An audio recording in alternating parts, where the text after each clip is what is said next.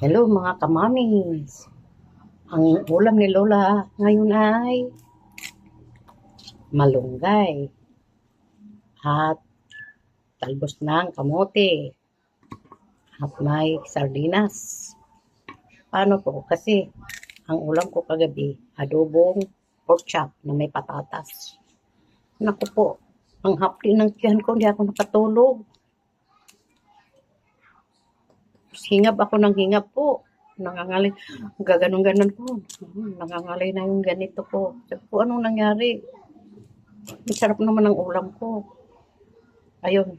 Ito na lang. Babawi ako gulay. Kay bunso na lang yung adobo. Marami pa yun. Halagang 200 na pork chop na adobo ko na may patatas.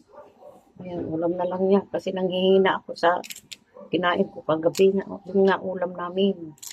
Alam nyo guys, yung asawa ko, pag naghihimay ng malunggay, ganito lang. O, ganyan lang, o. Dapag na yan. O, walang nasayang kundi, iyan lang.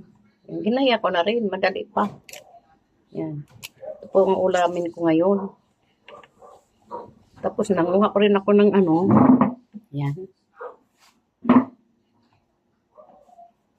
Ibabaw ko lang to siya na hindi ganong manluto. Yan. Bunga ang palaya dyan sa aking garden. Yan po mga kamamis. Ako, talaga naman, mahirap pag matanda na. Mapili na sa ulam, kahit masarap, hindi na pwede. Nung kumain din ako ng ano, kumain ako ng atay. Ninadubo sa kapitbahay ko. Punta ako doon, hindi kumain sila. Kumain din ako. Ganon din nangyari sa akin. Parang hingap din ako ng hingap. Ewan ko ba? Ang hirap talaga ng buhay ng matanda na. Masilan ng bituka. Kayo guys, mga bata pa kayo, maranasan din yung naranasan ko. Hindi kasi may ano ako, may diabetes. Mataas din ang BP ko. Tapos may cholesterol pa. Kaya siguro ganun. Pero pag ganito ulam ang gulay, oh, sarap ng sarap. Ay, pinapawisan ako magkikip ng sabaw. Pero ito lang, simpleng gulay lang lulutuin ko. Para hindi ko na maranasan yung kagabi. Talagang hingap na hingap ako. Parang pagod na pagod yung katawan ko. Bangon ako ng bangon. Minom ako ng tea. Mga alas 12 siguro yun. Yung nakatulog naman ako. Ngayong umaga din ako kumakain doon sa adobo. Ay bunso na lang yun. Ito na lang ulam ko. Tanghalian at saka hanggang hapunan na to. Dami.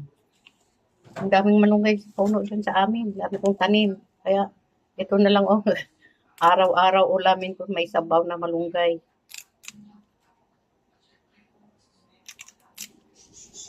Tapos yung ibang pagkain nga hindi, kukontra din sa sikmura ko. Yung sobrang tamis. Pag sobrang tamis yan, nangangalay din ako, nanghihina din ako. Ay, ewan ko. Ay, malunggay. Healthy, oh. Diba? Thank you for watching, guys. Pakishare naman. Makilalambing ako. Follow naman sa akin. Subscribe naman po, mga kapatid. Ayan po. Thank you for watching, guys.